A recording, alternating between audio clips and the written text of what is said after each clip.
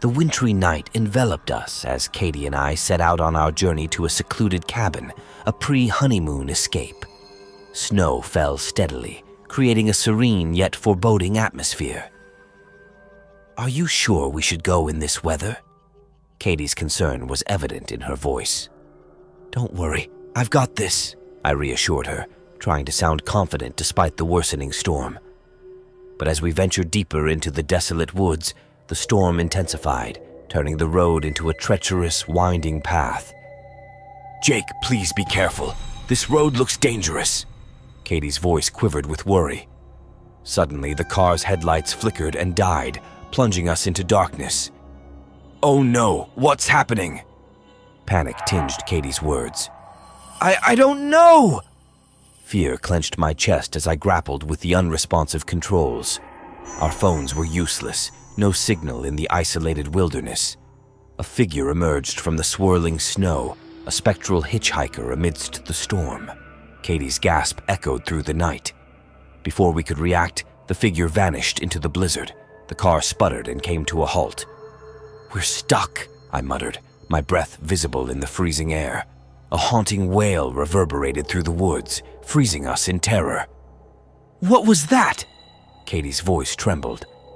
"I don't know," my reply barely audible over the howling wind. Shadows danced outside the frosted windows, and whispers laden with an inexplicable sorrow seemed to fill the car. "We have to stick together." Katie squeezed my hand, her touch a source of comfort amidst the chaos.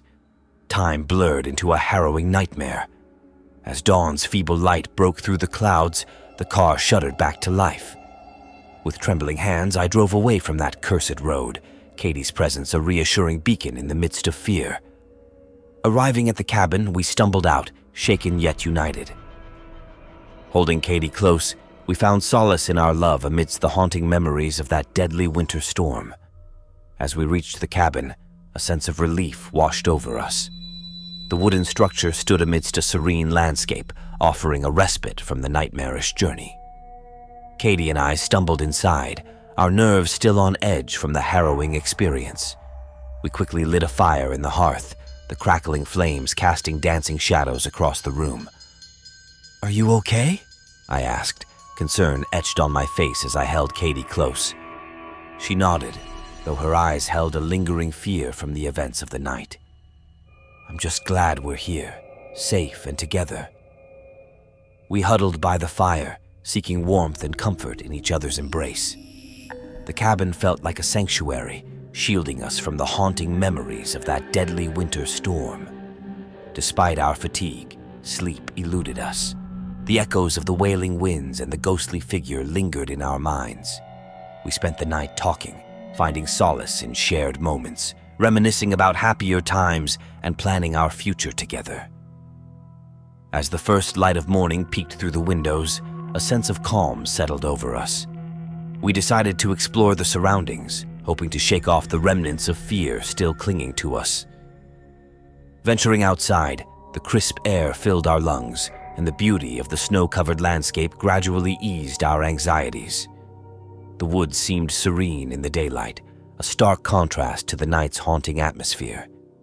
Throughout the day, we hiked, laughed, and rediscovered the joy of being together. The memories of the night's horrors began to fade, replaced by the warmth of our love and the beauty of the wintry landscape. That night, as we sat under a blanket of stars, our fears seemed distant. The haunting ordeal of the deadly winter drive had brought us closer, forging an unbreakable bond between us. As we cuddled close, watching the stars twinkle above, the cabin became more than just a pre-honeymoon getaway. It became a testament to our love, a place where we conquered fear together and emerged stronger, ready to embrace the journey ahead, hand in hand. As the night settled in once more, an eerie unease returned, casting a shadow over our newfound sense of peace. The crackling fire seemed to offer little comfort as an unsettling silence draped the cabin. I glanced at Katie, noticing a flicker of concern in her eyes. "Do you feel that?" I whispered, my voice barely audible. She nodded, her gaze fixed on the window, There's something out there. We approached cautiously, drawn by an inexplicable curiosity. Peering into the darkness, we saw figures moving amidst the trees, a spectral gathering, their ghostly forms hauntingly familiar. It can't be. Katie's voice trembled as recognition dawned upon us. The figures, the same ones we encountered on that treacherous road, now surrounded the cabin. Their mournful whispers filled the air, echoing a sorrowful lament. Before we could react, the cabin's door creaked open on its own, inviting us into the night. A bone-chilling wail pierced the air, freezing us in terror. "We have to go!" Katie's urgency was palpable as we scrambled to find an escape route. But the cabin seemed to twist and warp, its walls melting into the darkness, trapping us within its spectral embrace. The figures drew closer, their faces contorted in anguish, reaching out for us with ghostly hands. In a desperate bid, we clung to each other, fighting against an otherworldly force that seemed to pull us into the abyss. The world around us spun into a whirlwind of darkness and despair. As the last remnants of consciousness slipped away, an eerie voice echoed, "You never leave the haunted road. You're part of it now." And in that chilling moment, the cabin, us, and the haunting figures vanished into the night, leaving behind a lingering mystery, an unsolved enigma for those who dare to tread that deadly winter road.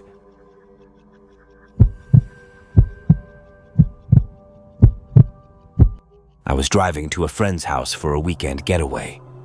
He had invited me to stay at his cabin in the woods, which he said was cozy and peaceful. I was looking forward to relaxing and having some fun. I left the city around 9 p.m., hoping to avoid the traffic. The GPS showed me the fastest route, which involved taking a dirt road through the forest. I didn't mind, as I enjoyed driving and listening to music. I turned on the radio and found a station that played classic rock. I sang along and felt happy. The night was dark and cold, but the stars were bright and beautiful. I admired the scenery as I drove. The road was narrow and bumpy, but I didn't care. I was in a good mood and felt adventurous. I told myself it was part of the experience. I drove for about an hour, and then I noticed something strange.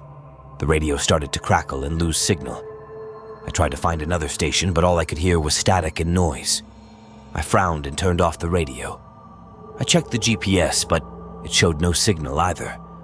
I cursed and wondered what was going on. I looked around and realized I was in the middle of nowhere. There were no signs of civilization, no lights, no houses, no cars, just trees and darkness. I felt a chill run down my spine. I hoped I was on the right track. I looked for any landmarks, but all I saw were shadows and snow. Suddenly, I heard a loud scream from behind me. I startled and almost lost control of the wheel. I looked in the rearview mirror and saw a horrifying sight.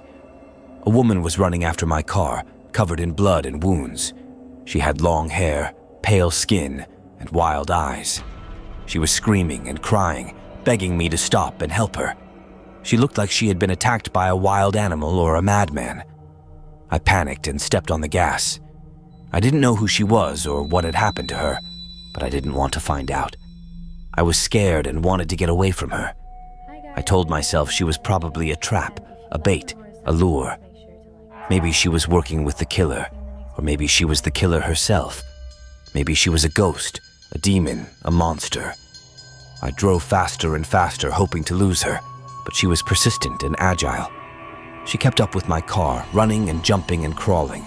She reached out her bloody hands and tried to grab my door handle. She banged on my window and scratched my paint. She shouted and cursed and threatened me. I screamed and swerved to shake her off. I looked for a way out, a turn, a fork, a bridge. But there was none. The road was straight and endless. I felt trapped and doomed. I wondered if I would ever make it out alive. I prayed and hoped for a miracle. I drove for what seemed like an eternity, but the woman wouldn't give up. She was relentless and ruthless. She tore off my side mirror and threw it at my windshield. She ripped off my license plate and stabbed it into my tire. She smashed my taillight and set it on fire. I was terrified and desperate. I felt like I was in a nightmare, a horror movie, a hell. I wondered if she was a human, a zombie, a vampire. I wondered if she had a motive, a reason, a purpose. I wondered if she had a name, a family, a life. I tried to reason with her, to talk to her, to plead with her. I asked her who she was, what she wanted, why she was doing this. I told her I was sorry, I was innocent, I was scared. I told her I had a wife, I had kids, I had a friend.